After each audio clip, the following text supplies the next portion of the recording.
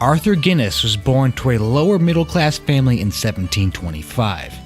At the age of 27, his godfather, the Archbishop of the Church of Ireland, died and willed Guinness £100.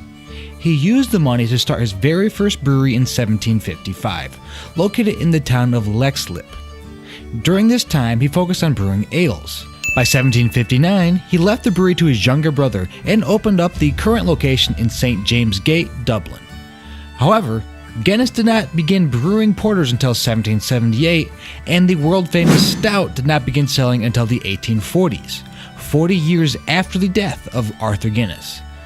The beer did not receive nitrogen infusion until 1959. However you drink it, is this classic Irish Stout worth keeping on hand? Find out now on Two Dudes Reviews.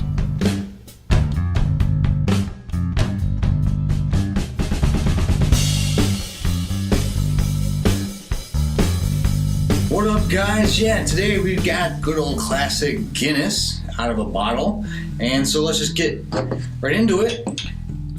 I was looking through my videos and I was kind of surprised I hadn't done Guinness yet, and with St. Patrick's Day right around the corner, figured no time like the present to crack open a Guinness.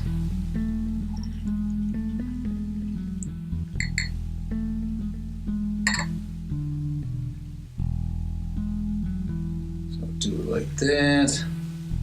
Of course, is this the I don't know, generally, usually when I drink Guinness, or, if it's not from the tap, I do it from the can, because it's got the widget. And I'm trying to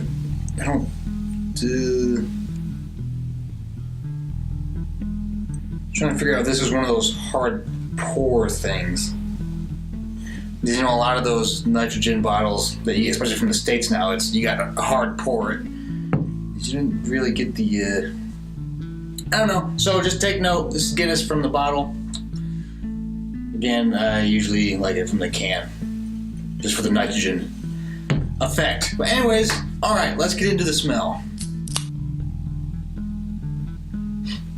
And I should know, this has been sitting in my refrigerator for couple months now, so I don't know if that affects it at all, but FYI, been in the fridge for a little bit.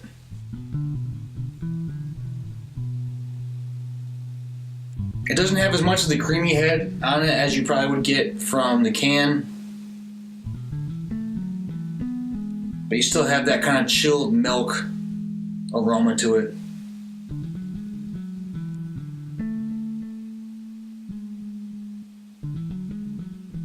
Bit of that date kind of thing going on.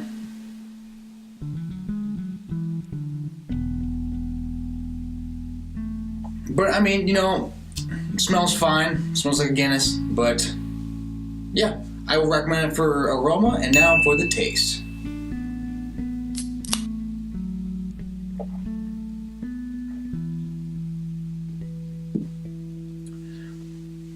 Yeah, definitely do not have as much of the nitrogen infusion as you would with the can. I mean, it even says that you can drink straight out of the bottle on it.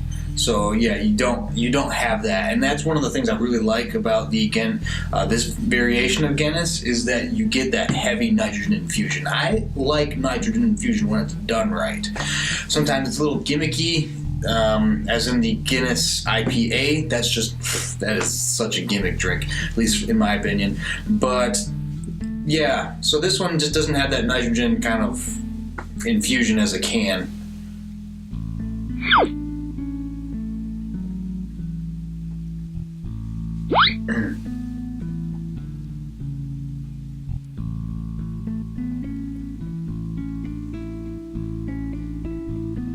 But, subtle creaminess, you got that cool kind of milk type thing. A little bit of coffee, not heavy on it. You get a little bit of that kind of like date or like, raisiny kind of just subtle hint to it. It's not a super heavy stout by any means. Me, personally, I'm sure a lot of people will kind of with this one, but I'm actually more of a Murphy's fan. I like a Murphy's stout better than a Guinness stout. Maybe that's just sacrilegious. I don't know. But, yeah. But, it's all right. There's really...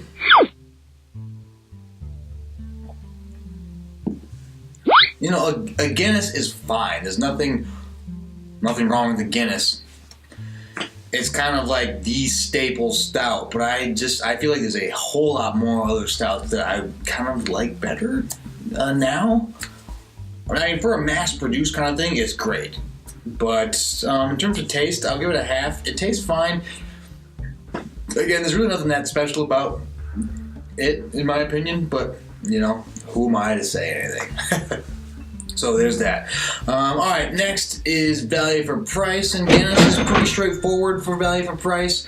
I'm actually surprised it's not cheaper, to be perfectly honest, because I feel like you can get a lot of other UK, British, Irish imports for a little cheaper, especially for how heavily produced it is. And I mean, now the ones that are coming in the United States are from Dublin, but for a while that was not the case. And there's a lot of, Guinness is produced all over the world, so a lot of the times the Guinness you're getting isn't from Dublin. It's from, when I was in Malaysia, there's a plant there. It tastes a little sweeter, actually. There's a little more, I don't know if it's a sugar cane or just a water source, but the Guinness you get in different places of the world is going to taste different. But, generally speaking, I'll recommend it for value for price. You're not going to break the bank on it, and it is an import, so you got that going, and it's coming up pretty decent ways. So, okay, for that reason alone, I'll recommend it for value for price. Next category is distinction. How distinct is it? And perfectly, I don't think Guinness is all that distinct over other stouts. There is I feel like a familiar kind of coffee-ness to it that's very Guinness. There's something about it you could probably pinpoint it. Maybe, I guess that is kind of the definition of distinction.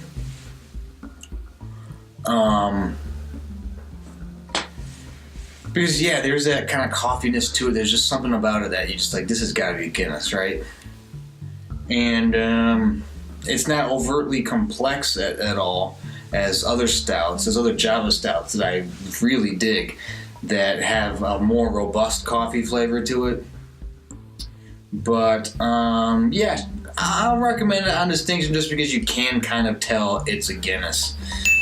But, I should have gotten the can instead, but oops. Alright, next category is drinkability, and for stout-wise, it's as drinkable as a stout as you're going to get. The coffee isn't overpowering. There's a nice coolness, crispness factor to it. There are other stouts that are just that coffee's so heavy and so bitter, you really got to slow down on it. I don't remember what the alcohol content is on this one. I don't know. But, drinkability is perfectly fine. St. Patrick's Day, generally you don't have a problem going through a couple of those at all. And then you get the Guinness poops the next morning. Just being honest here. But, so drinkability, totally fine. And last category is would I buy it again? And, most likely. It's hard to say you're never going to buy a Guinness ever again. It's just one of those things. St. Patrick's Day is going to come around again, and so since Guinness basically sponsors St. Patrick's Day, I'm going to be buying it again at some point. So, alright, that is my review of Guinness from the bottle. Let me know what you think of Guinness. Do you have a preference for a bottle or a can? Of course, tap's going to be better with the nitrogen fusion tap, but let me know if you like the can or the bottle better. But if you could, also like and subscribe, that'd be fantastic. And for now, for myself and Guinness, take it easy.